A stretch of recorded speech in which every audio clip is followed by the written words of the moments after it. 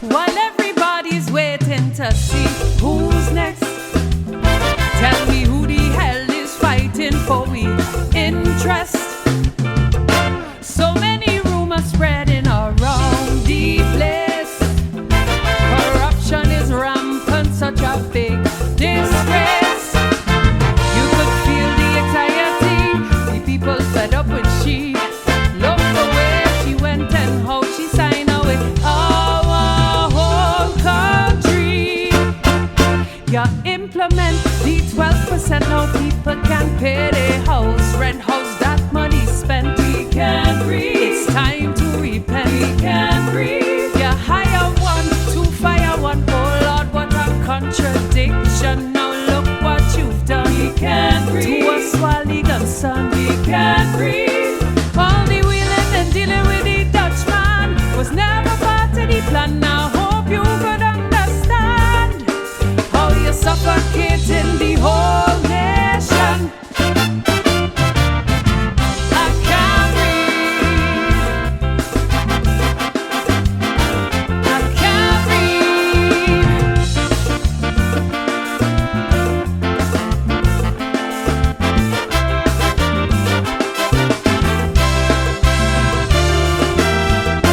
The people want to know who's the puppet's boss and who is responsible for this country's loss. They're giving and giving all the way land across. They ain't leaving nothing for a local cause. They think they could outsmart we go fight for we property. Look the way they went and how they sign away our whole country.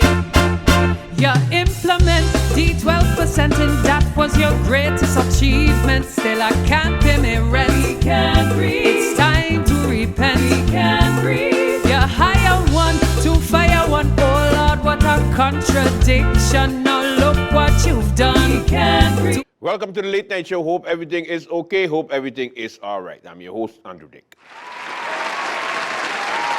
Okay, what's happening on the lovely island of St. Martin? We begin with the news of the situation brewing with the police. Of course, there is a lot that is happening. The police union held a press conference on Tuesday. They are represented by attorney Cor Merx, and it was very interesting. Let me give you the highlight first, and then when we come back, I'll give you the response of the Minister of Justice. 13 years. There's always a drag on. And if the minister is not to be blamed, it is the governor. And if the governor is not to be blamed, it is the lawyer. And if the lawyer is not to be blamed, it's a ping pong with three parties. It's very difficult to play a ping pong with three parties, but that's going on for the last 13 years. What is about that placement committee? What is the problem? We want our placement letter. We want to know what is my function, where is my salaris, rang, and so on. That's what I want. I wait for this for 13 years now. I want to have it. It's not that we push a knife on someone's throat, but after 13 years we have the right to get it. But what is the problem now? It seems that is a problem. There is a placement committee. The placement committee, the chairman of the placement committee is a guy from Curaçao. A well-known guy, but excuse me, if I have in Holland a problem with the police in Holland, I do not have someone from St. Martin, the chairman from that committee. Am I right? Am I wrong? We need our own people to have the chair position of that committee. Okay, let's forgive about that, but the chairman has to go over all the documents of the individual police officers and then make clear, okay, this is his position, this letter I gonna give to the police officer, and he can look at it and verify if it is right. For instance, the years that you are performing, how you perform, the salarisschale, and so on and so on. But under that committee, we have 4 persons. 4 persons that should be nominated by ministeriële beschikking. That means by a decision by the Minister of Justice.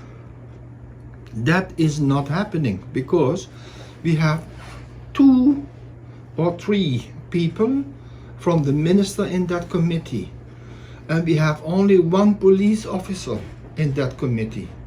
So that committee who is giving the letters for the police officer with his position is done by the minister itself, and listen to the legal status. If this is done by the minister itself, the bezwaarcommissie, the appeal committee, is also by the minister. It means if you are a sinner, then you go to the devil to confess your sins. That's not right. The minister is requested by our letter to get these things in place, to have this organized.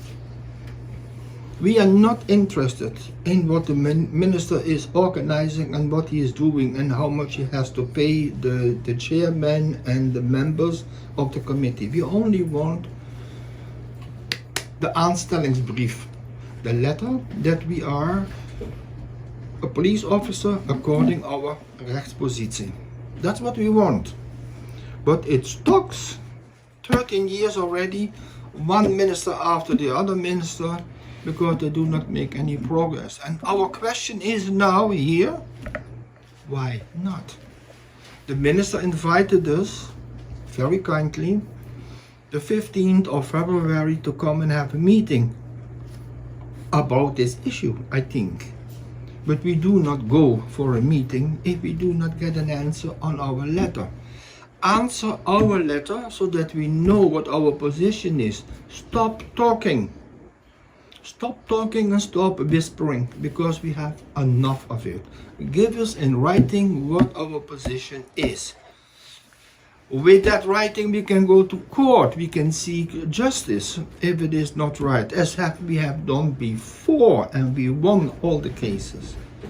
Okay, very straight to the point. Let's go to the Minister of Justice, who on Wednesday, in true fashion, decided to make her own spin to the whole situation and give an answer that did not answer, but gave a timeline of what took place and where we are right now. But of course, she has a right to answer. This is the way she decided to answer, and it was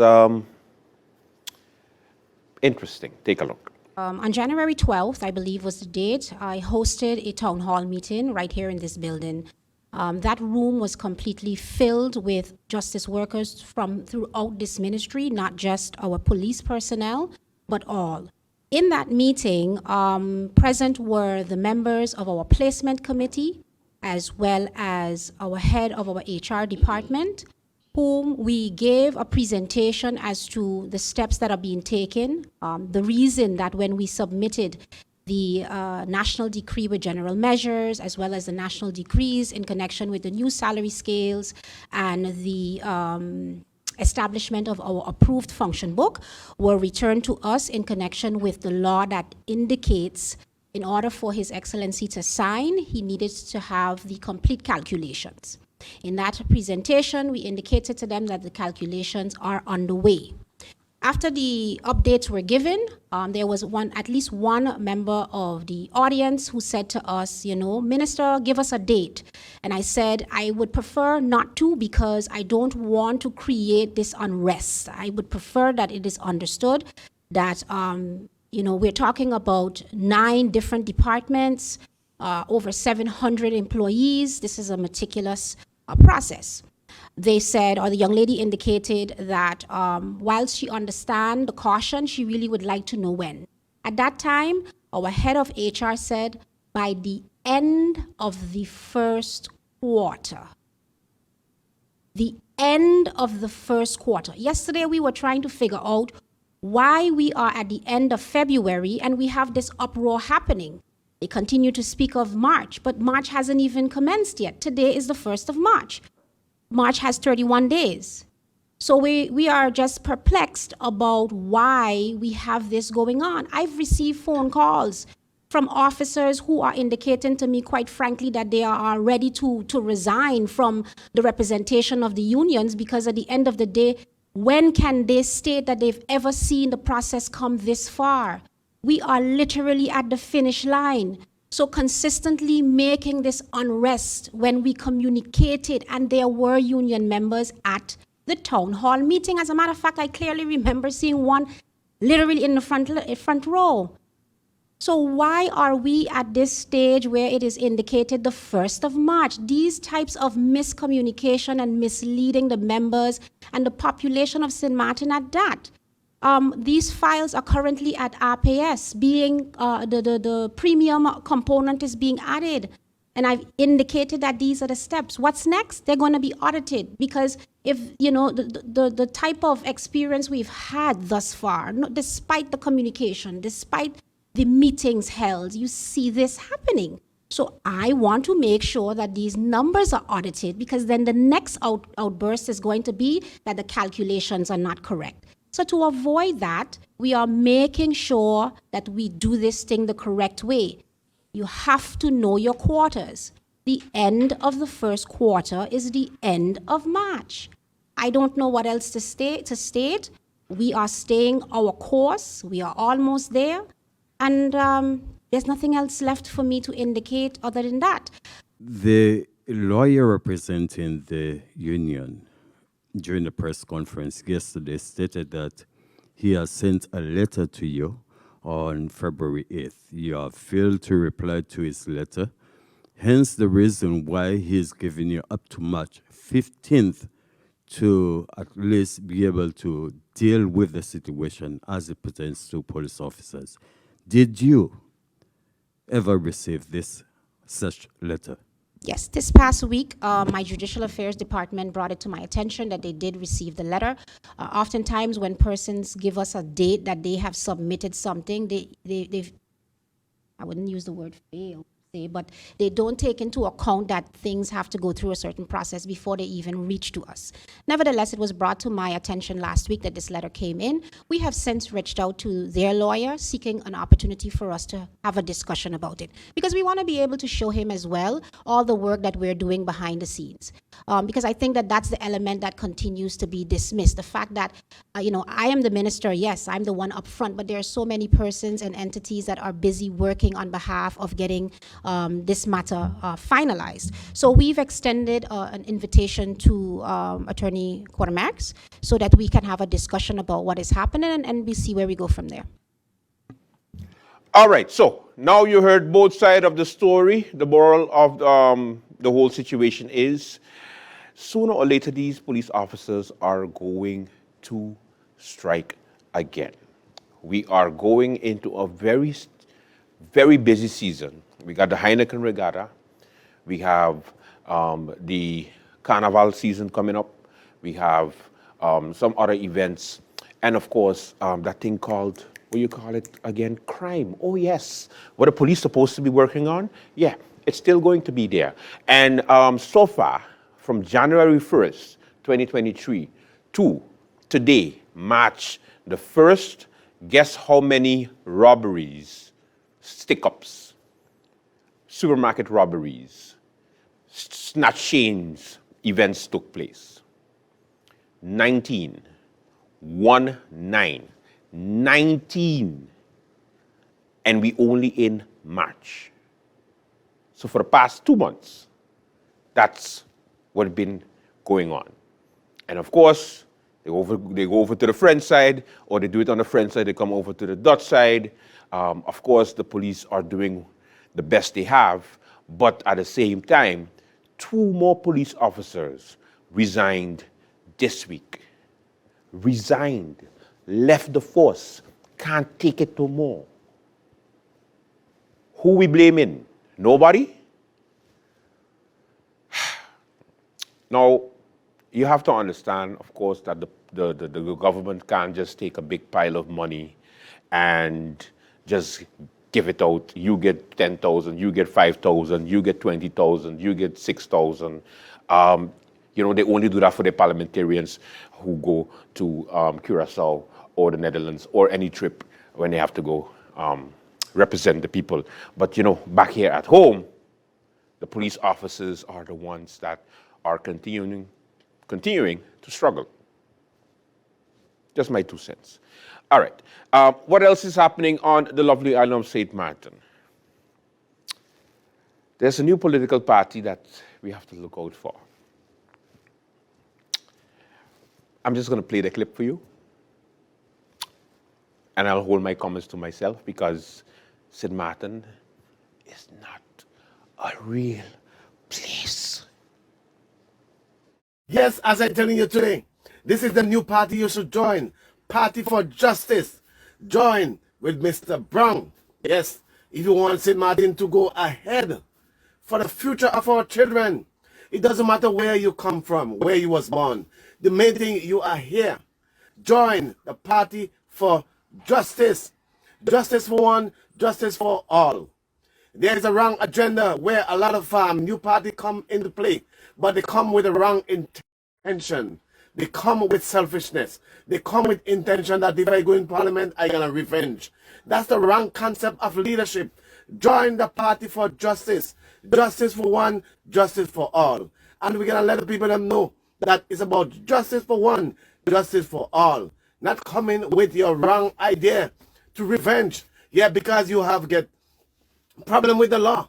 Yes, and with ministers, and now you are fighting back in the wrong way. Yeah, so Mr. Brown is having a party called Party of Justice, Party for Justice. Justice for what? We don't know. Justice for who? We don't know. But I'm sure he'll be able to spell justice. Let me go to the Minister of Finance, who made a wise remark during the Wednesday Council of Ministers press briefing, which I did not appreciate. When Mr. Brown asked him a question, the minister answered in this fashion. Thank you for your question, Mr. Brown. Also, congrats to you on the launching of your party. I might have you as a future colleague in the future. In regards to Race to 85, I am not too sure what you're referring to. So you validating this craziness, Minister?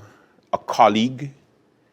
How you so sure he's going to be a colleague? Because that would mean he's going to be a minister in this government, your government, somebody else's government, or you still think you're going to be minister at that time? Please help me make sense of the whole situation. Mr. Brown is entering politics now, and yet you have 721, you have immediately, you had a number of politicians that wanted to come to the press briefing, but they couldn't come to the press briefing because they're politicians, and no politicians is supposed to be only press members. Now Mr. Brown is saying that he is going to be a politician. He is going to have a political party, and he's allowed to ask a question during the press briefing per normal. St. Martin is not a real place. Shirts available right now. Make sure you check it out. It's so good. It's very good. Order. Because election season is here. Another thing that I wanted to mention is, of course, the Princess Juliana International Airport and the lovely workers there. I noticed that something has been going around on WhatsApp with, some accusations between the different media houses. My media house was also mentioned, and they said, the airport sponsoring the late night so that I don't call the CEO the worst CEO in St. Martin history. So just in case that the workers think that I was bought out, let me help them and say, Brian Mingo is the worst CEO in St. Martin history. You happy now? No, of course, the airport's still sponsoring. Why? Because it's a business. The business is sponsor programs. Hey, you didn't know that? Now you know. Nobody holding my tongue. Nobody's controlling anything. I don't have to be nice because they're advertising. No. I can say what I want when I want. The reason why I ain't saying nothing is because government ain't doing nothing about it. So what you want me to do? Come here every single day and tell you the same thing over and over? That's never been my style. It's never going to be my style, workers of the airport. So relax, take a chill pill, and don't put me in your bacchanal, because I just answer, and I just answer quick. And I have no problem to do it every day since you got time to spread around crazy-ass WhatsApp messages. That thing had pissed me off so much when I saw that about, oh, that's why Brian Mingo, CEO. Like, come on. I said it already. Why? Say it again? You want me to say it over and over? You're going to feel better then? Is the airport going to operate better? Come on, guys. I bet you these are the same people who went to the damn gala. Anyway, are you not going to catch me today? I'm in a good mood. Welcome to the Late Night Show. Hope you having a good day so far. Let's begin. At SXM, we're taking travel and tourism to new heights. Here we boast spacious check-in areas, 10 passport control points, comfortable departure lounges, and finally, there's an airport in the Caribbean that takes your travel plans as seriously as you do. Princess Juliana International Airport.